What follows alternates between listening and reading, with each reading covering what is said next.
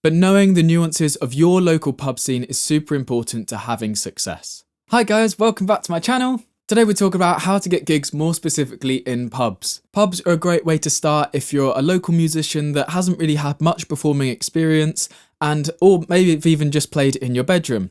It's a great way to start earning pretty decent money from your talent and making all your musician friends jealous as to how you've started making money. Before we get started, if you're interested in learning how to construct a set list for a live gig, I've actually got a free template down below in the description. It's just there to help you. Feel free to use it and abuse it, adapt it so it works for you. It's a great starting place that I wish I'd had when I was first starting gigging. So the first step is know your pub scene inside out.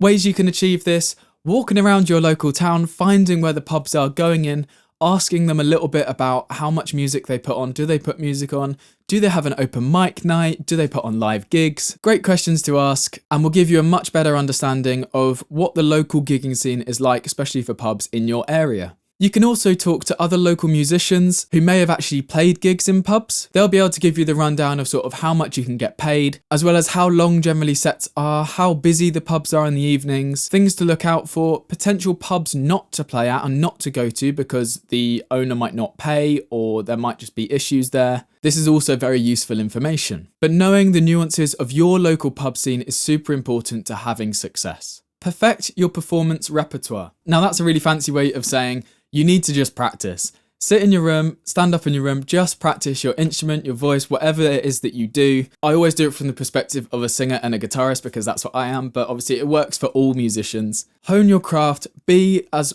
perfect as you can be, acknowledging the fact you're still human. Have fun when you're doing it. Make sure you perform as you practice. I say this a lot, but if you practice with very down body language, not putting much energy into it, you will end up performing that way. Which is obviously a big no-no because most people who are coming to see you in pubs, it's a Friday night, Saturday night, they want their spirits lifted, not like stamped down. They've just been at work all week. You don't want to pile on more rubbish onto them. So be happy, be smiley, be friendly, be everything you'd want to see in an entertainer if you went out. Promote yourself like a pro. Put on social media you're looking to get gigs. Go into Facebook group chats that are there to help you get gigs. It's mostly musicians advertising saying, hey, look, I really need gigs. But also pubs sometimes post on their Facebook and their Instagram saying, hey, we really need a musician for this Friday, or hey, we really need a musician for St. Patrick's Day I just got coming up, and get booked for it. It's super easy if you know where to look in these right chats. You can also sign up for sites like GigHub and Last Minute Musicians. These sites are literally there of private individuals looking to book you, which means you get paid more than you would in a pub. So we're not going to really talk much about those today, but if that's something you're interested in, I can definitely make a video about those sites. Be professional and reliable. If you do get booked for a gig, don't turn up late. Make sure you're on time, you're set up, and you have all your equipment. A lot of musicians will turn up late and they won't have all their equipment and it will be a little bit thrown together. Now, if you're trying to get rebooked and you want to lower the stress of the pub itself and the manager and the owners, just be prepared. It takes like an extra 5 minutes before you leave just to make sure you've got everything. You don't want to turn up and realise that you left your guitar half an hour away at home. That's all I'll say on that, but just be prepared, be professional, be friendly, and definitely show up on time. Be punctual. Engage with the audience. So if you're playing in a pub and maybe it's a Sunday lunchtime, this is the most recent one I had, that's why I'm using it as an example.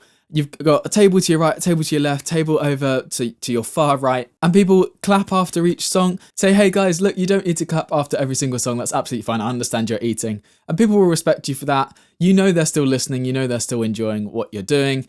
And it just opens that line of communication for people to give you song recommendations. And people were like, oh yeah, that musician was really friendly. We really enjoyed him. And he wasn't socially awkward. He was there like, we felt like we were comfortable with him or her. It's a great way to build fans and get started, especially when you've only played a few gigs. If you found value in today's video, make sure to leave a like and subscribe. Check out the free setlist checklist down below, and I'll see you in the next one. Goodbye!